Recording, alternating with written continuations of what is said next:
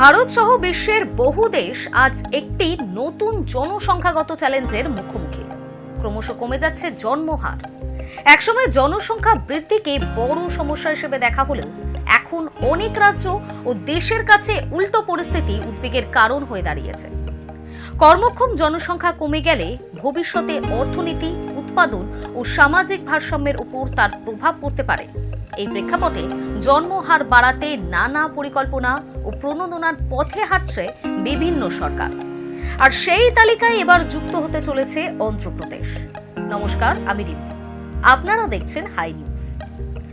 রাজ্যের মুখ্যমন্ত্রী চন্দ্রবাবু নাইডু জানিয়েছেন, জন্মহার বাড়াতে একটি নতুন পরিকল্পনা আনার কথা ভাবছে তার সরকার।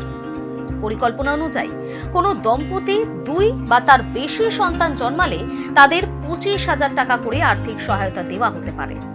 জন্মের সময়ই এই অর্থ দেওয়ার প্রস্তাব রয়েছে।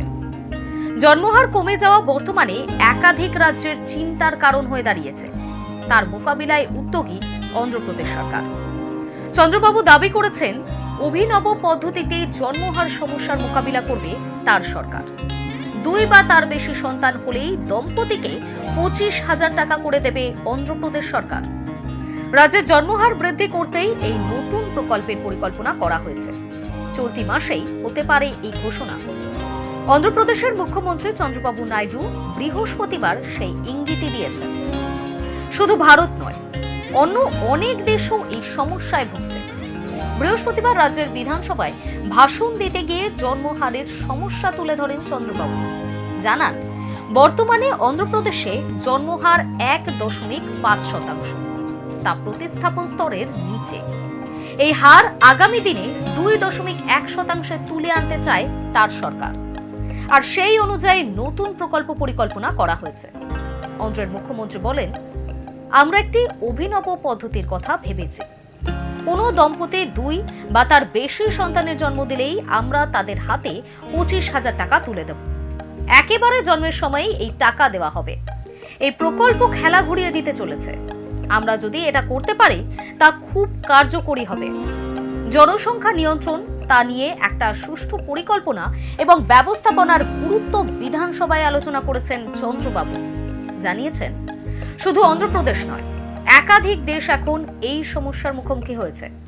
জনসংখ্যার গড় বয়স বেড়ে যাচ্ছে, আর সমস্যার আশু মোকাবিলা প্রয়োজন। উল্লেখ্য, জনসংখ্যার গড় বয়স বেড়ে গেলে সংশ্লিষ্ট এলাকার কর্মক্ষমতা, উৎপাদন হ্রাস পায়। তাতে সার্বিকভাবে ধাক্কা খায় অগ্রগতি। আর সেই কারণেই অন্ধ্রপ্রদেশ সরকার জন্মহার বৃদ্ধিতে উদ্যোগী হয়েছে। চন্দ্রবাবু জানিয়েছেন, চলতি মাসের শেষ দিকে এই নতুন প্রকল্প ঘোষণা করতে পারে তার সরকার। এপ্রিল থেকে তা চালুও হয়ে যেতে পারে। সব মিলিয়ে জনসংখ্যা বৃদ্ধির চেয়ে এখন অনেক দেশের কাছে বড় চিন্তার বিষয় হয়ে উঠেছে জন্মহার কমে যাওয়া। সেই চ্যালেঞ্জ মোকাবিলায় অন্ধ্রপ্রদেশ সরকারের এই নতুন উদ্যোগ কতটা কার্যকরী হয়, এখন সেটাই দেখার। যদি এই পরিকল্পনা সফল হয়, তবে ভবিষ্যতে অন্য রাজ্য বা দেশও একই পথে হাঁটতে পারে। আপাতত এই প্রকল্পের আনুষ্ঠানিক ঘোষণার দিকেই তাকিয়ে রয়েছে সকলেই।